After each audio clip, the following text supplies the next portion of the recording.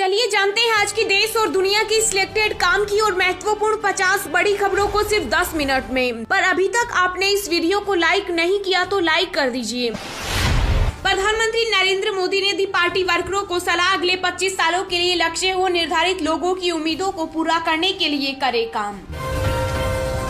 भाजपा के राष्ट्रीय अध्यक्ष जेपी नड्डा ने दिया बड़ा बयान, कहा मोदी सरकार की जन कल्याणकारी योजनाओं को अंतिम छोर तक पहुंचाना हमारी प्राथमिकता।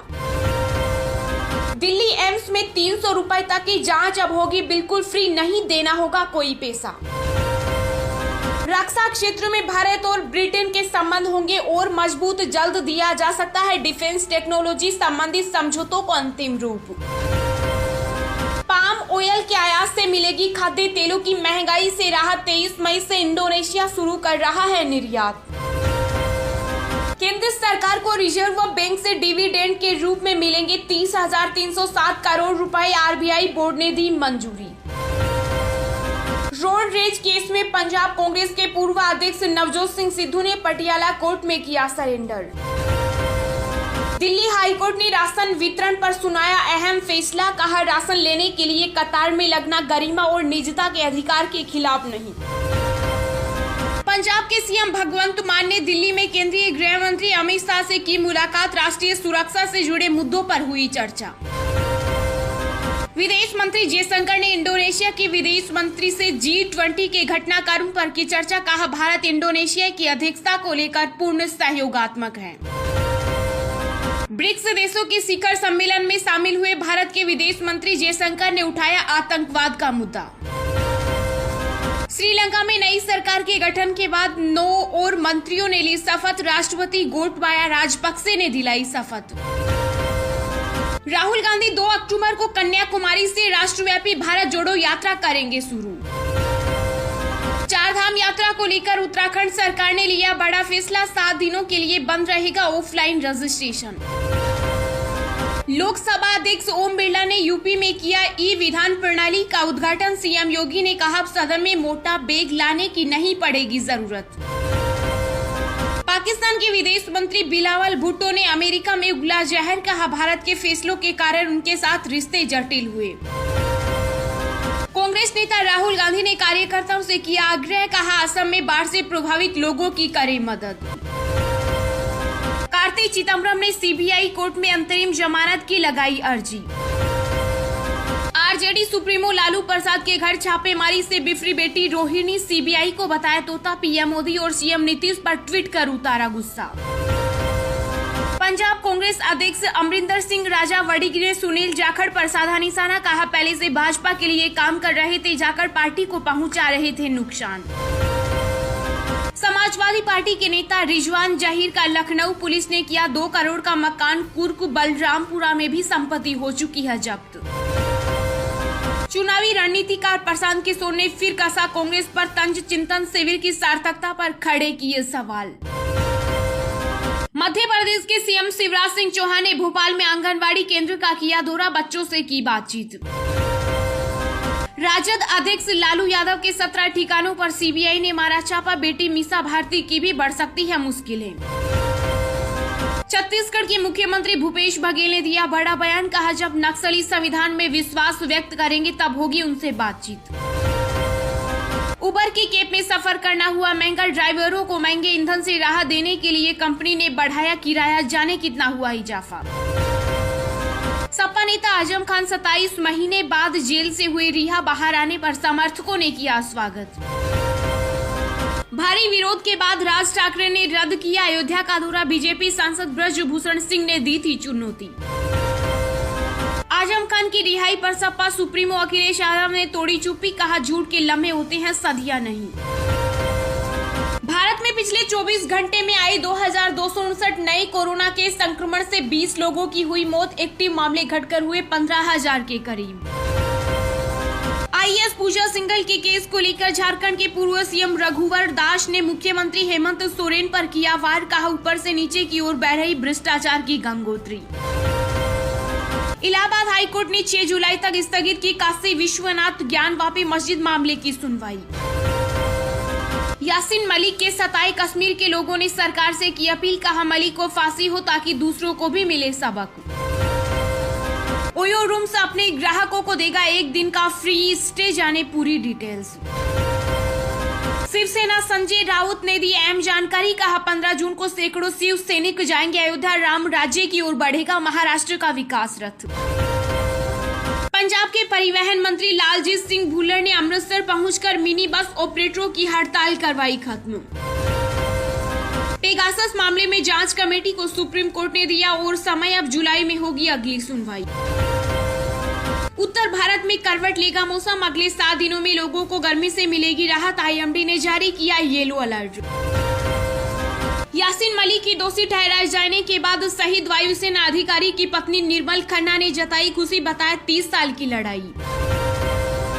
मदरसों को ग्रांट जारी नहीं किए जाने के ऐलान पर भड़के सांसद सफीफ उर रहमान, कहा मुस्लिमों को तालीम से वंचित करने के लिए चल रहा है प्रोपेगेंडा।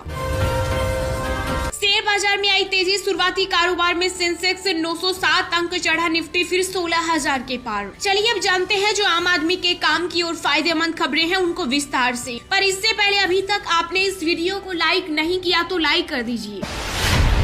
प्रधानमंत्री नरेंद्र मोदी ने दी पार्टी वर्करों को सलाह, अगले 25 सालों के लिए लक्ष्य हो, निर्धारित लोगों की उम्मीदों को पूरा करने के लिए करे काम। जी हां, राजस्थान की राजधानी जयपुर में भारतीय जनता पार्टी के राष्ट्रीय पदाधिकारियों की 3 दिवसीय बैठक चल रही है। बैठक के दूसरे दिन पीएम मोदी ने पार्टी नेताओं को वर्चुअली संबोधित किया। पीएम मोदी ने कहा कि दुनिया की उम्मीद भरी नजरें भारत पर टिकी है और भारत की जनता का भरोसा भाजपा पर है। पीएम ने पार्टी कार्यकर्ताओं को अगले 25 सालों के लिए लक्ष्य निर्धारित करने की सलाह दी, साथ ही जनता की उम्मीदों को पूरा करने के लिए लगातार काम करने पर जोर दिया, जो पार्टी को उम्मीद व भरोसे की नजर से देख रहे हैं। प्रधानमंत्री नरेंद्र मोदी ने अपने संबोधन में कहा कि एक समय था जब लोगों का सरकार पर से विश्वास उठ गया था और नई सरकार उस वक्त जवाबदेह थी। उन्होंने कहा आजादी के बाद से ही वंशवाद और परिवारवाद ने देश को कितना भयंकर नुकसान किया है। परिवारवादी पार्टियों ने देश में भ्रष्टाचार को, धांधली को, भाई भतीजावाद को, इसी को आधार बनाकर देश का बहुत मूल्यवान समय बर्बाद किया है। पीएम मोदी ने कहा कि 2014 में लोगों ने नया इतिहास लिखने का फैसला लिया।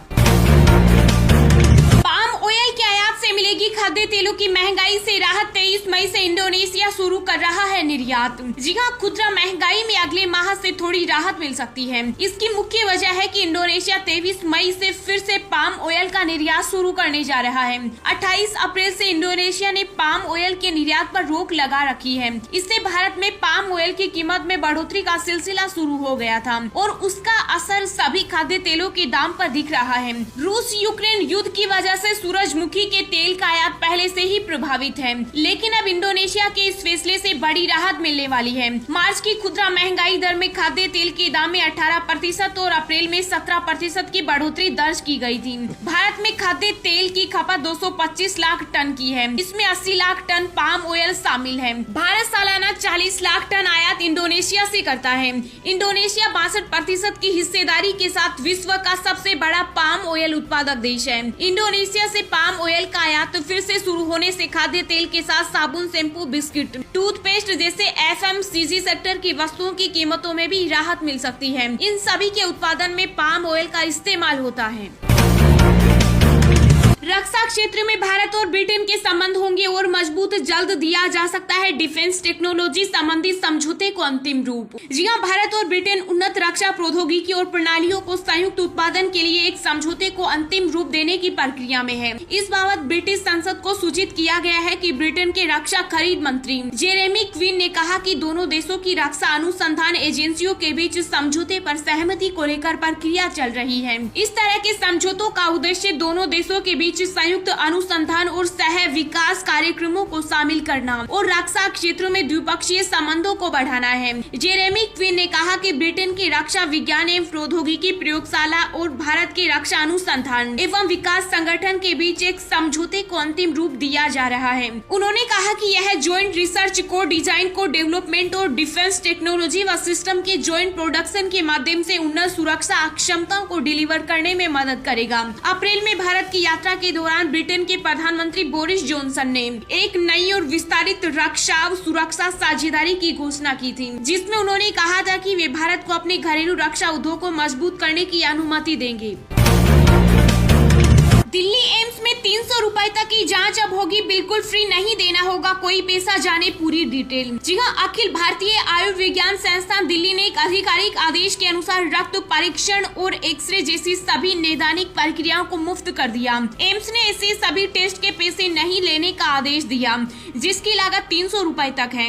एम्स के चिकित्सा अधीक्षक डॉक्टर डी.के. शर्मा द्वारा जारी आदेश में कहा गया है कि अधोहस्ताक्षरित को यह सूचित करने के लिए निर्देशित किया जाता है कि अध्यक्ष एम्स तत्काल प्रभाव से एम्स अस्पताल और सभी केंद्रों में प्रति प्रक्रिया 300 रुपए तक की लागत वाली सभी जांच या प्रयोगशाला शुल्क को समाप्त करने की मंजूरी दे रही है। 300 रुपए तक के एम्स के अंदर CBC, blood profile, lipid profile, thyroid, dengue, malaria, chikungunya, kidney और लीवर फंक्शन जैसी ब्लड जांच फ्री होगी। वहीं एक्सरे और अल्ट्रासाउंड जैसे इन्वेस्टिगेशन में मुफ्त किए जाएंगे। मरीजों को छोटी मोटी जांच को लेकर पैसे जमा करने के लिए लंबी लाइन लगती थी। मरीज ओपीडी में दिखाते थे, फिर जांच के लिए फॉर्म लेकर लाइन में लगते थे, फिर जांच की डेट मिलती थी। साधारण ओपीडी के मरीजों को इलाज में 2 से 3 बार एम्स आना पड़ता था। इसी को ध्यान में रखते हुए यह मांग की जा रही थी कि 500 रुपए तक की जांच फ्री कर दी जाए। ऐसे ही रोज दिन भर की ताजा खबरें पाने के लिए चैनल को अभी सब्सक्राइब करें।